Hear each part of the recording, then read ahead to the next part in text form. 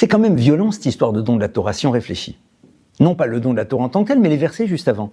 Parce que le texte nous dit que lorsque le peuple d'Israël arrive devant ce fameux mont Sinaï, eh bien, il y a marqué « Vayiran Sham Yisrael Negedar », ce qui veut dire « et le peuple d'Israël va camper là-bas ». Mais là-bas, on ne parle pas du peuple au pluriel, on en parle au singulier, et il campe.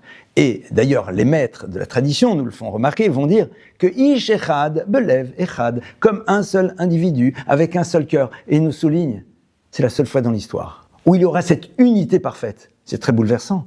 Eh bien non. Si la Torah nous dit que c'est à ce moment-là où ça existe, ça veut dire que cette unité, elle a été.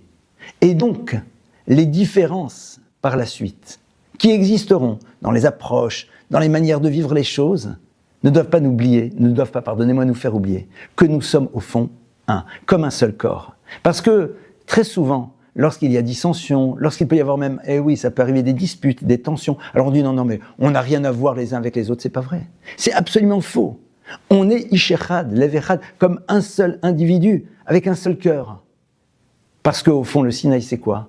C'est le lieu dans lequel le peuple d'Israël va recevoir l'élément qui lui permettra de traverser l'histoire, c'est-à-dire sa référence absolue, cette Torah, qui est la même pour toutes et tous, alors qui par la suite va peut-être se traduire de manière différente chez certaines personnes.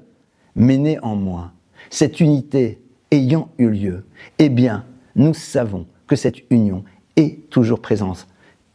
Qu'on soit bien clair, ne voyons pas dans les dissensions et dans les difficultés l'expression d'une rupture, mais beaucoup plus ce qui va nous ouvrir à la nécessité du rapprochement. Sachons nous en rappeler et sachons surtout le faire exister de manière ultra concrète.